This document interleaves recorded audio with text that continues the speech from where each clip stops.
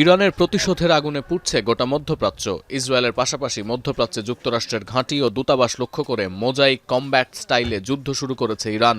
ভিন্ন ভিন্ন command station থেকে চালানো হচ্ছে অতর্কিতে হামলা, বিভ্রান্তিতে ফেলা হচ্ছে শত্রুপক্ষকে। ইরানের মূল বিরোধ ইসরায়েলের সঙ্গে হলেও তেহরানের লক্ষ্যবস্তু এখন যুক্তরাষ্ট্রের মিত্র উপসাগরীয় দেশগুলো। তাই এখন আরও সুনির্দিষ্টভাবে হামলা চালানো হচ্ছে মধ্যপ্রাচ্যের মার্কিন দূতাবাসগুলোতে। সৌদি আরবের রিয়াদে মার্কিন দূতাবাসে পরপর 2 দফায় ড্রোন হামলা চালিয়েছে তেহরান। রিয়াদে বসবাসরত মার্কিন নাগরিকদের অবিলম্বে নিরাপদ স্থানে আশ্রয় নেওয়ার নির্দেশ দিয়েছে দূতাবাস কর্তৃপক্ষ। হামলার কবলে পড়েছে কুয়েতি মার্কিন দূতাবাস ও সেনা ঘাঁটি। আইআরজিসির দাবি, কুয়েতে অবস্থিত মার্কিন সেনাদের আরিফজান ঘাঁটিতে নতুন করে আক্রমণ চালানো হয়েছে। হামলার বিষয়ে তাৎক্ষণিকভাবে কোনো মন্তব্য করেনি কুয়েত বা যুক্তরাষ্ট্র। তেহরানের ক্ষেপণাস্ত্রের আঘাত সামলাতে কাজ করছে কুয়েতি আকাশ প্রতিরক্ষা ব্যবস্থা। স্থানীয় সময় সোমবার মধ্যরাতে নতুন করে বিস্ফোরণের শব্দ শোনা গেছে আরব আমিরাতে। দুবাইয়ে মার্কিন সেনাদের লক্ষ্য করে হামলা চালিয়েছে আইআরজিসির নৌযোদ্ধারা। হামলা হয়েছে কাতারের দোহায়।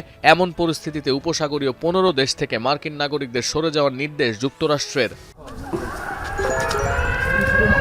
হামলা অব্যাহত আছে ইসরায়েলেও। দেশটির বিভিন্ন এলাকা লক্ষ্য করে ঝাঁকে ঝাঁকে ক্ষেপণাস্ত্র ছুড়েছে তেহরান।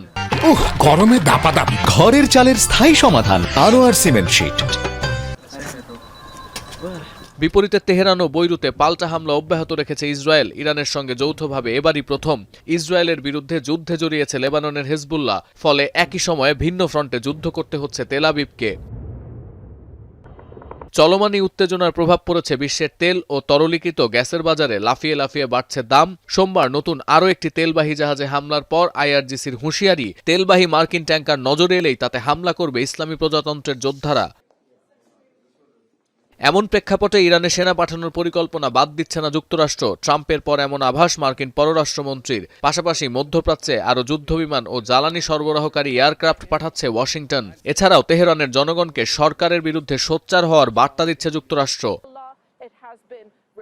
এদিকে গেল শনিবার ইরানের স্কুলে যুক্তরাষ্ট্র ইসরায়েলের হামলাকে মানবিক যুদ্ধ আইনের লঙ্ঘন হিসেবে দেখছে জাতিসংঘ। সতীর্থ কর্মকার, এখন বিশ্ব।